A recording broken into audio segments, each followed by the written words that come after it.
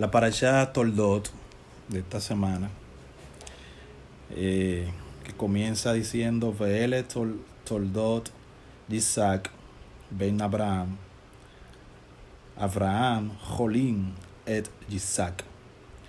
Esta es la genealogía de Isaac, hijo de Abraham. Abraham engendró a Isaac. Es interesante destacar en este inicio de esta sección que normalmente cuando la Torá habla de una genealogía de alguien, habla en virtud de esa persona después que muere. Cuando esa persona murió, es que se habla de su genealogía. Esta es la genealogía de fulano de tal, Sin embargo, en esta porción de la Torá, después de la muerte de Sara y de la muerte de Abraham, en el capítulo 25, que dice que Abraham expiró, verso 8, muriendo en buena vejez, se habla de esta es la genealogía de Isaac. Como si el autor tuviera en mente considerar que el lector supiera que Isaac era el hijo de Abraham y que había algo muy particular en Isaac que no permitía resaltar la existencia de los otros hijos que tuvo Abraham. E incluso hay algunos midrash que dicen que en vida Abraham e Isaac llegaron a parecerse tanto físicamente que en el momento de la muerte de Abraham la gente no podía distinguir cuál de los dos fue que murió, porque se parecían mucho. Y tuvo que hacerse como proverbio en la sociedad del momento. Fue Abraham, fue el papá que murió, para que se determinara bien en la sociedad de que quien había muerto era Abraham y no Isaac. Como ya había un precedente incluso de que Abraham iba a sacrificar a Isaac también, eso tenía que quedar claro, que murió la madre, que haya muerto el hijo antes que el padre es una desgracia, etc. Eso cuentan algunos midrashim. Sin embargo, el enfoque de esta parashá, la parashá Toldot, tiene mucho que ver con la redención de Israel y de las naciones. ¿Por qué? Porque esta parashá, que habla de la genealogía de Isaac, quiere destacar que a través de Isaac es que viene el surgimiento de las 12 tribus de Israel y que al mismo tiempo comienza a desarrollarse la función de un pueblo como ejemplo sacerdotal para servicio divino, para el servicio de la divinidad, que es lo que está en cuestión en el momento del embarazo que tiene Rivka. Dice que ella sentía que había una contienda en su vientre. Cuenta el Midrash que ella, cuando pasaba por un lugar de espiritualidad, el vientre le brincaba, se regocijaba. Pero cuando pasaba por un lugar de impureza, por ejemplo, una casa donde habían ídolos, el vientre también se regocijaba. Y ella no entendía cómo ella podía tener dos inclinaciones en su vientre diferentes. No sabía que eran mellizos. Y cuando va a consultar con Melquisedec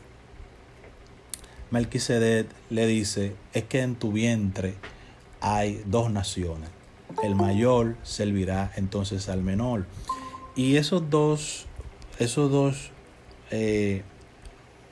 muchachos que nacen de esta relación son dos naciones, la nación de Israel y la nación de Roma. A Jacob funda lo que hoy es conocido como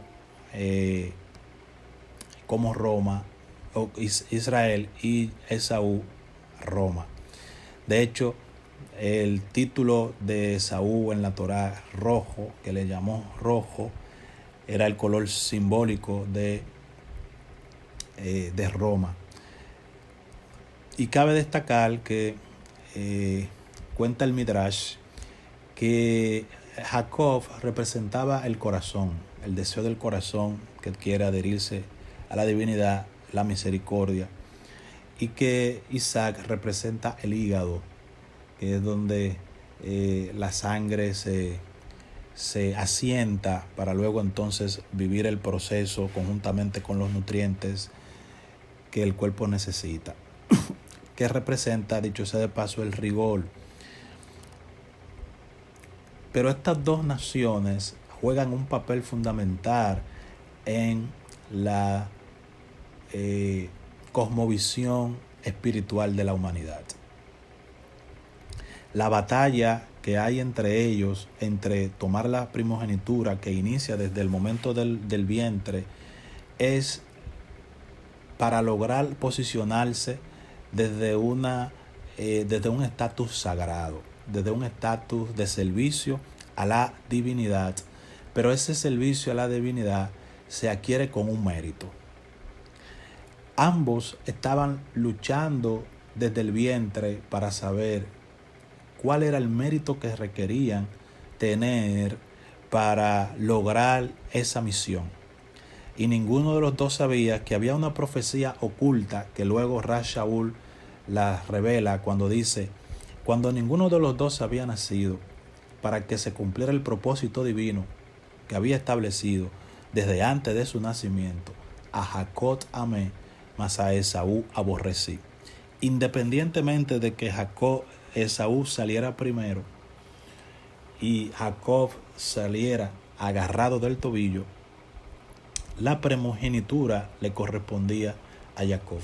El grado espiritual, la primogenitura en este contexto no es simple y llanamente que recibe una doble porción de la herencia del padre, sino que está marcado para un ejercicio divino. Ese ejercicio divino es el que la Torá posteriormente llama a Israel como reyes y sacerdotes. Esos reyes y sacerdotes tienen la obligación de oficiar sagradamente, divinamente, ante Elohim para todas las naciones, enseñándole a todas las naciones cómo se debe de adorar al Dios de Abraham, de Isaac y de Jacob. Sin embargo, la genealogía de Esaú se encargó de tomar posesión de la primogenitura en ese ejercicio con la pretensión de tener un grado de influencia en el mundo, que fue lo que mostró Roma posteriormente a su establecimiento, avasallando y matando, como había prometido Esaú, a todos los yehuditas en diversas generaciones. Cuando revisamos la historia de Israel y la historia de Roma, nos damos cuenta que en múltiples ocasiones el Imperio Romano atentó en contra de la vida social, política, religiosa y física del pueblo de Israel. Tanto así que logró ya para los años 70, después del Mesías, e incluso matando al Mesías, logró establecerse en el mundo como el único pensamiento religioso oficial a través de lo que se denominó la Iglesia Católica. Entonces la Iglesia Católica, que es descendiente de Esaú, ha funcionado universalmente hablando como el sacerdote, el intermediario entre Dios y los hombres. De hecho, ellos mismos en sus credos establecen esa posición. Ellos establecen que la Iglesia es la autoridad dada por Dios al mundo, que la Iglesia es la única que tiene la facultad de interceder ante Dios y es la única que tiene la facultad de interpretar las Escrituras. Y ese tipo de establecimiento por decreto produjo muchas transformaciones en el pensamiento bíblico, en el pensamiento espiritual de la humanidad en sentido general. Casi el 98% de la gente en el mundo piensa cristianamente. Sus pensamientos, sus ideas, sus valores están basados en creencias y en paradigmas que surgen de la religión cristiana.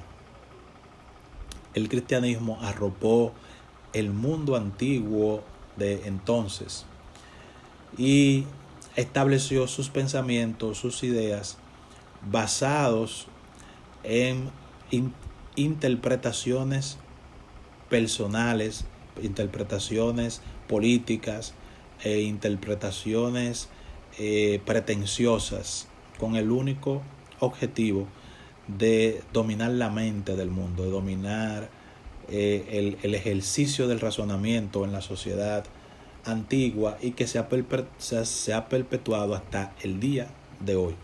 Entonces, el hecho de que el autógrafo original del texto nos diga esta es la genealogía de Isaac y no nos diga esta es la descendencia de Abraham, que sería lo correcto porque Abraham es quien muere, es para puntualizar, para dejar en claro que a la descendencia de Isaac, a la línea genealógica de Isaac, a quien a Isaac le pasase la bendición, es la persona responsable de traer al mundo ese pueblo que iba a llevar al mundo en general a la adoración divina, y al mismo tiempo señalar que en Isaac le sería llamado descendencia a Abraham, como está escrito que los que son del Mashiach es porque son descendientes de Abraham, pero los descendientes de Abraham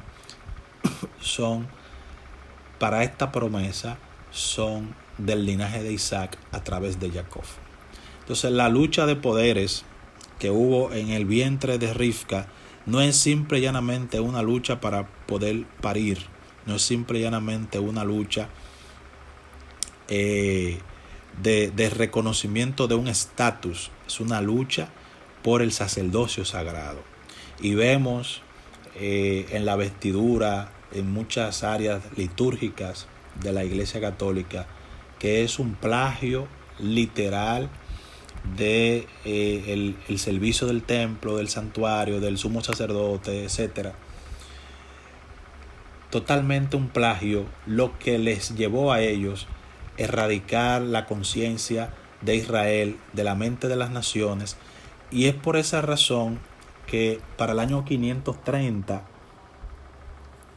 el emperador Adriano borra a Israel del mapa y le nombra Palestina. De hecho, estaba conversando con mi abuela esta mañana y le decía, los romanos son los que tienen la culpa del conflicto que nosotros tenemos ahora con Hamás y con los palestinos.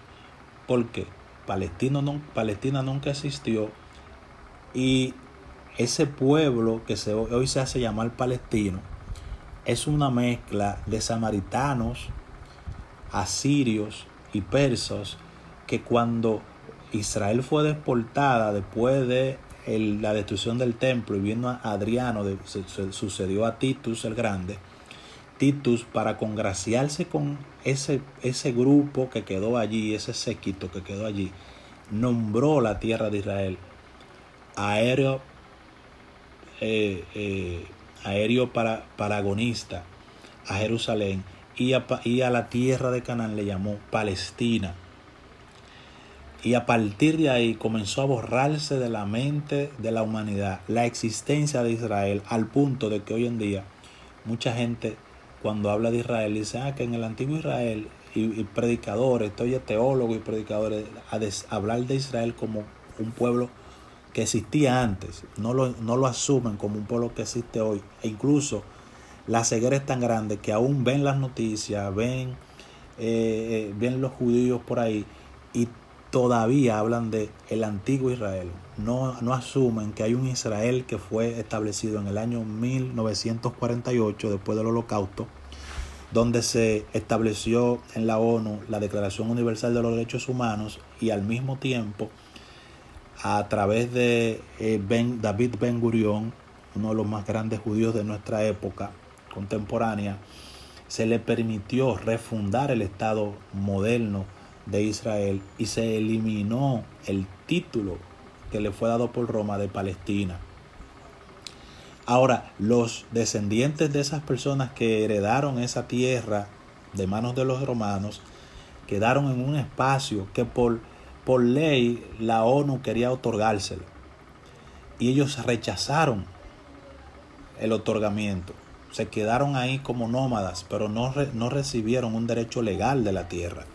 Y ahora quieren entonces destruir a Israel por pretensiones.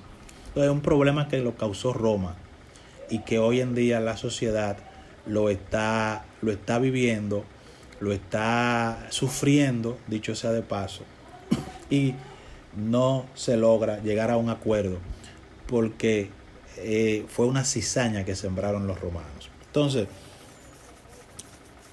a eso también se le suma que las promesas dadas a Abraham sobre el Mashiach se cumplen en Isaac. Isaac representa ese arquetipo del Mashiach que sufre, del Mashiach que se da, que entrega su vida por rescates de muchos.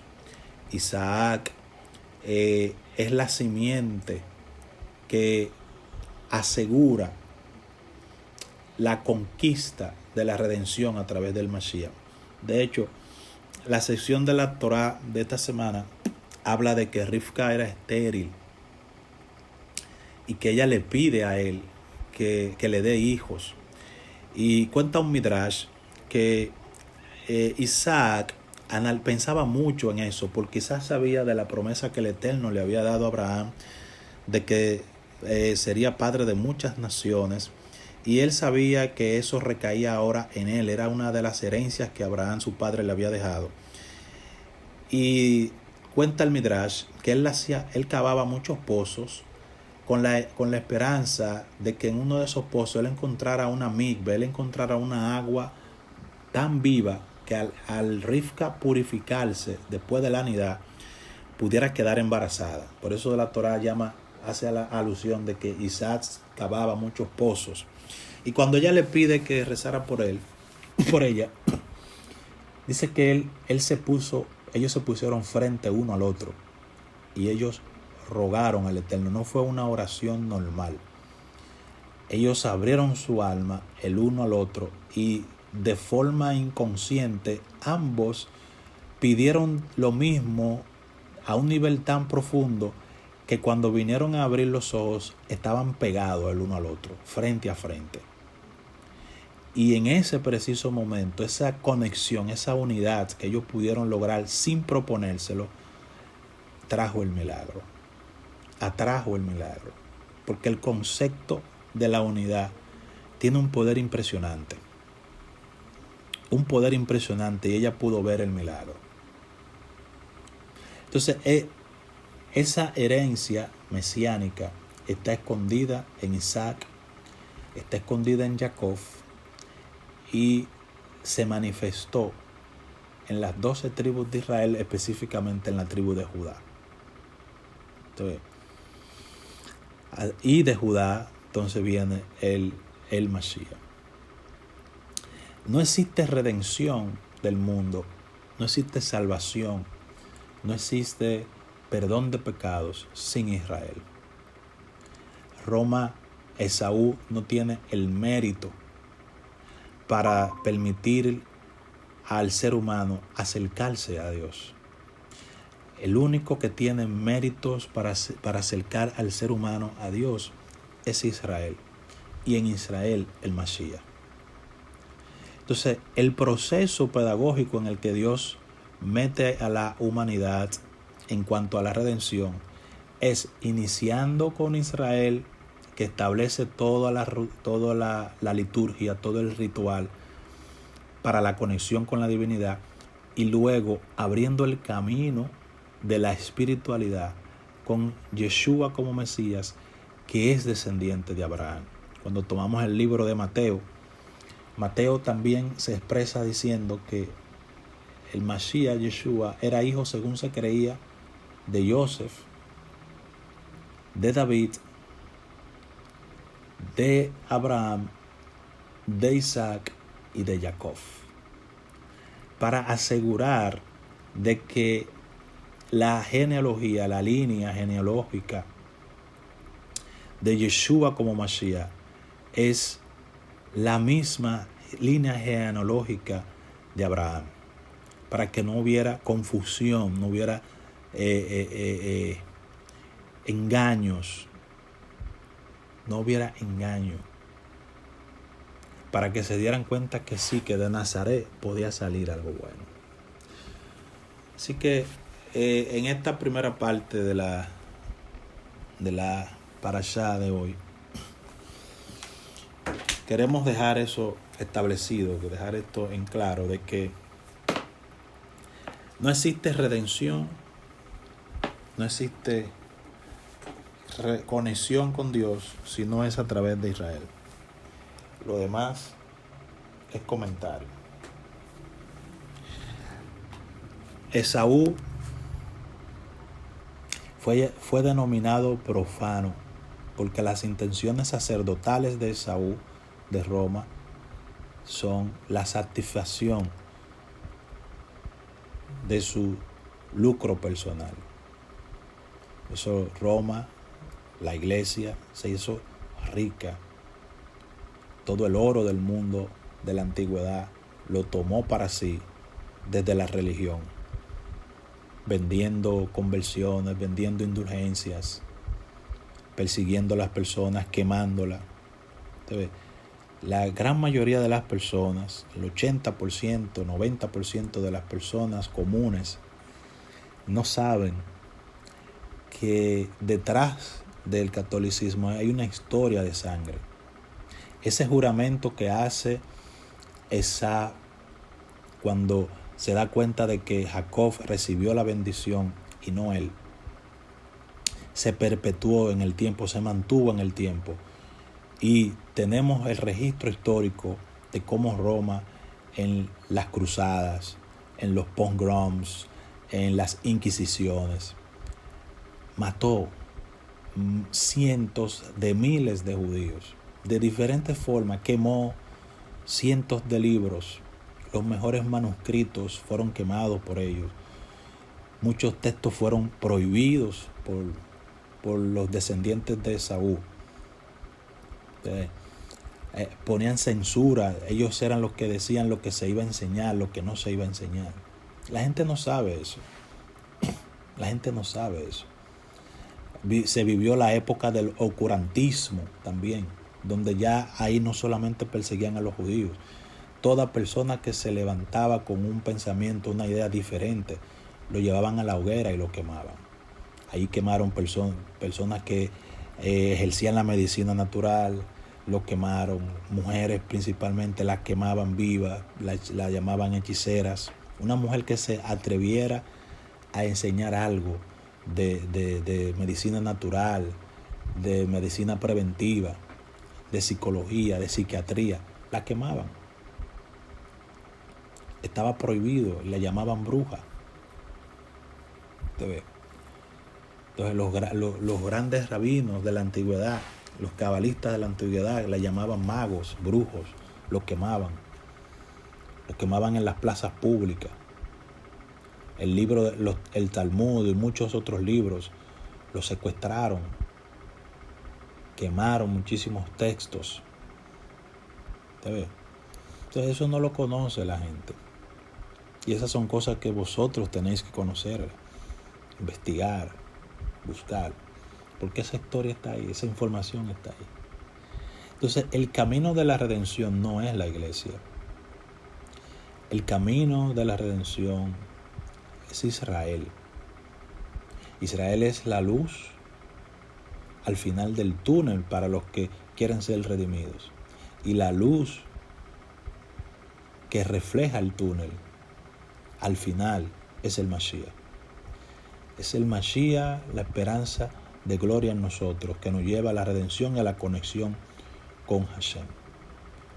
Que Él, que es bueno, nos bendiga, que esta primera parte nos llene de conciencia, podamos escucharla ahora en la tarde, y en la noche vamos a tener una segunda parte de este tema de secretos de la redención.